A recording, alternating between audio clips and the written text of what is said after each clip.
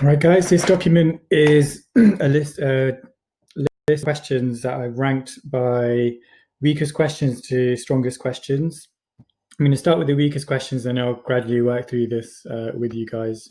Hopefully this time the sound will be working, and I can't tell until I stop recording. So question 1. This was the weakest answer. I think it was about 20% of you that got this correct fully. Bearing in mind, because this is all online, some of you may have got method marks in the real exam, which a computer can't really pick up on. So this time you've been given a right angle triangle and you want to find the ratio of x to y. So you know you have x, y here.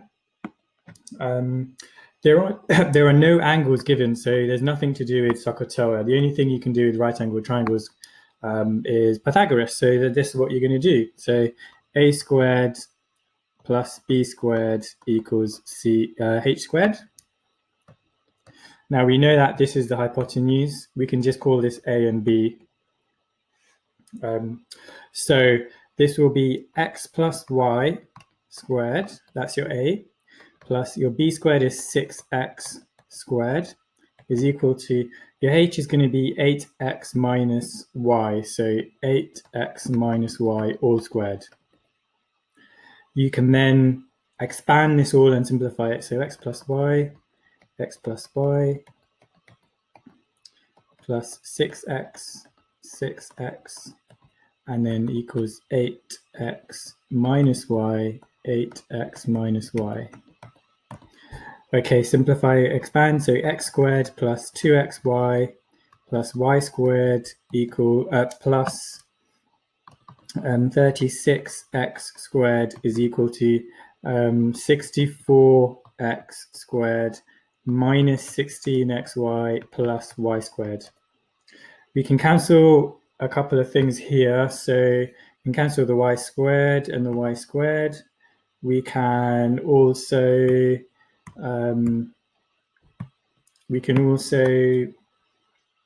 take away x squared, and take away 2xy, So then that will give us 36x squared equals 64x squared minus x squared is 63x squared. Negative 16 minus 2 is negative 18xy. And then we can subtract 63x squared from both sides. So 36 take away 63 will give you negative 27x squared equals negative 18xy. I'm just going to tidy this up a tiny bit just to get some more space. Oops.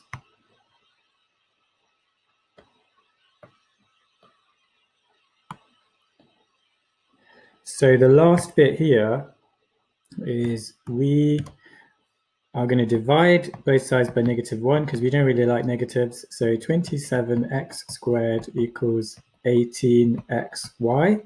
You can also divide by x, because remember we want the ratio to be xy. So that becomes 27x equals 18y. Now this is going to give us our final ratio because we want the ratio of x to y. When we simplify this by dividing both sides by 9, you get 3x equals 2y. Now the ratio of x to y, now let's think about this even more, just a bit carefully here. We want to figure out the relationship between the x and the y. So that's basically, if I divide by 2, what I get is 1.5x is equal to y. And another way to put it is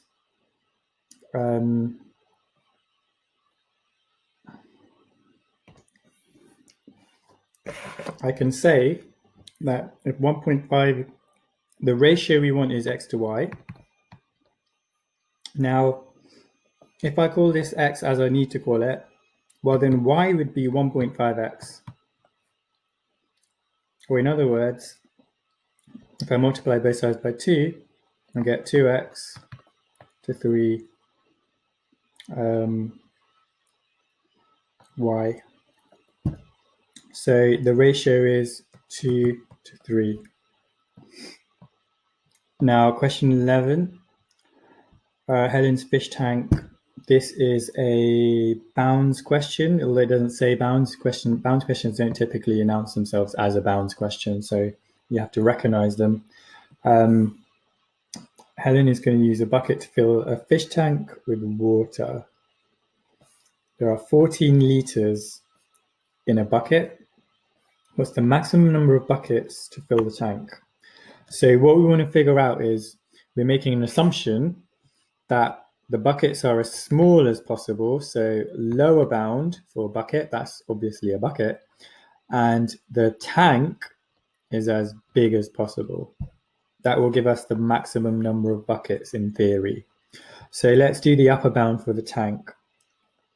For the tank, we are told that everything is to the nearest centimeter. So upper bound for tank is 120 times 40 times, sorry, that's completely wrong.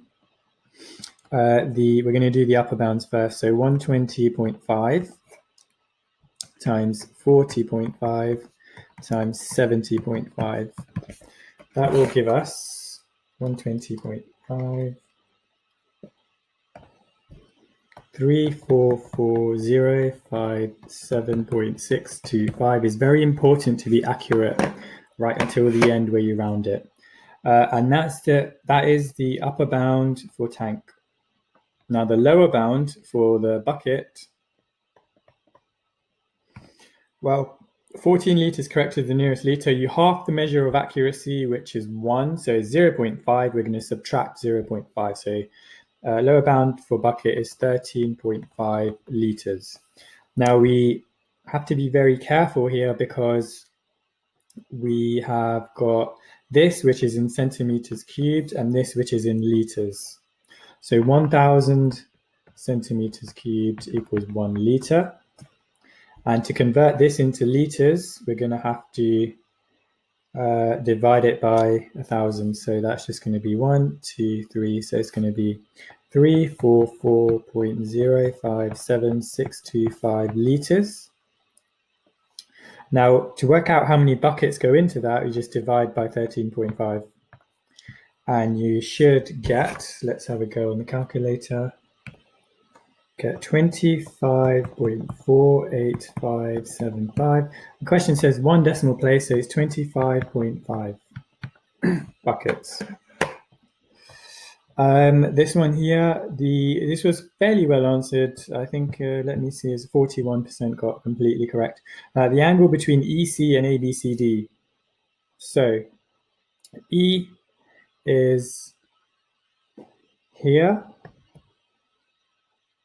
C is there, so that's the line. ABCD is basically the floor, the base. You want to work out this angle here. So essentially, let's draw it carefully. That's the angle we want. So this triangle is what we're interested in.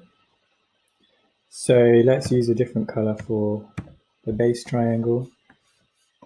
The base triangle, we know that we have 8, 14, and this length is AC.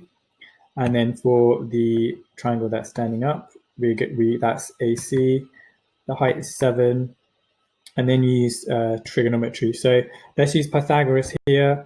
We can say that 14 squared plus 8 squared equals AC squared.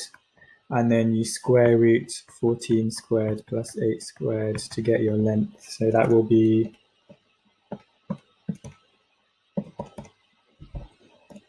well, we're not going to round it, so leave it as 2 root 65. That is your AC length.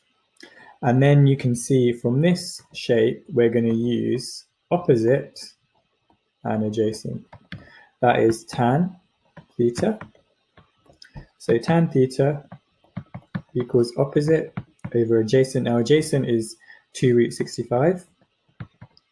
Then you do tan inverse of this fraction. to get 7 over 2 root 65, and then tan inverse, get 23.466. It doesn't actually tell you how to round it, so sensible is just to 1 decimal place, 23.5 degrees. Okay, next question. Width of a bench correct to 1 decimal place, write down the error interval. So if it's 1 decimal place, think of the place value grid. If you remember, there's a decimal, 10th, 100th, and these are units, tens. So that's 1 decimal place here. So that is just 0.1. We have to half the measure of accuracy. So 0.05 is what we add or subtract. Now in this case, we want the error bound. So we want the error interval. So actually both we want to add and subtract. So 984.8. Now bench is B. So B is going to be, you can use a calculator for this. So it's 984.8, take away 0.05, which is 984.75 and 984.85. The one mistake that most of you made with that is it should be B, not X. In a real exam, you probably would have got full marks if you wrote X. So I think that's a trivial mistake to make. Half of you got that right, but actually I think that number's a lot higher because most of you actually got these bits correct, which would have been, I think would have been full marks.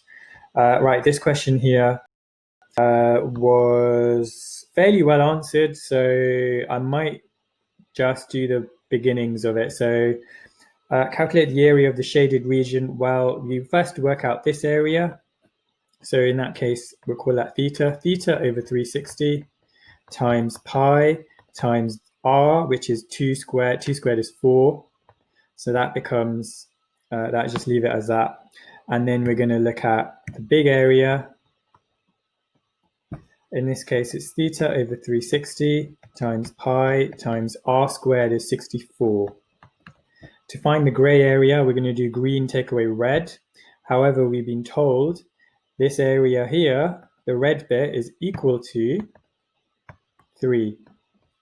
So from that, we can rearrange this to work out theta.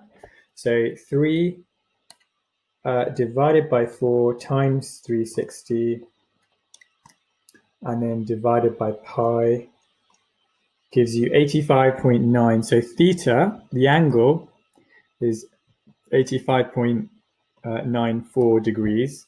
You can put that in there to work out the area of the green bit. So not 85.94 in there, divided by 360 times pi times 64, and you get 48 exactly. And then the area is just 48 take away 3, which is 45 meters squared. This one I was a little bit surprised that it was only 65% of you that got this. It is just equating 5x minus 3 equals 2x squared plus 16x minus 9. Rearrange it. So 0 is equal, well, let's show all the working out here.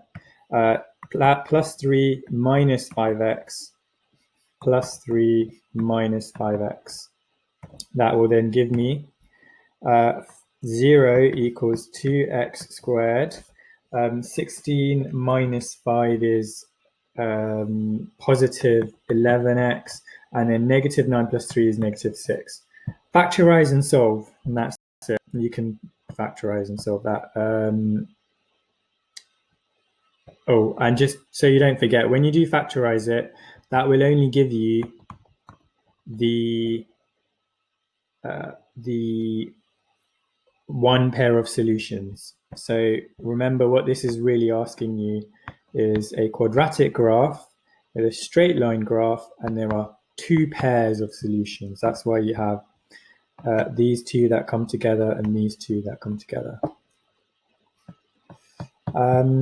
This one is worth going through as well, just because you haven't been able to do the recall quiz. Otherwise, I think you guys would blitz through this quite quickly. The inverse function for this, for g, so you know that g of x equals x over 2x minus 5. You make that into y equals x over 2x minus 5. You swap x and y, so this becomes x equals y over 2y minus 5, and then you make y the subject. So I do not have space, so I'm going to just shrink that down. So let's make it the subject here. I want to make y the subject. So if x equals y over 2y minus 5, I can multiply both sides by 2y minus 5. This becomes x times 2y minus 5 equals y.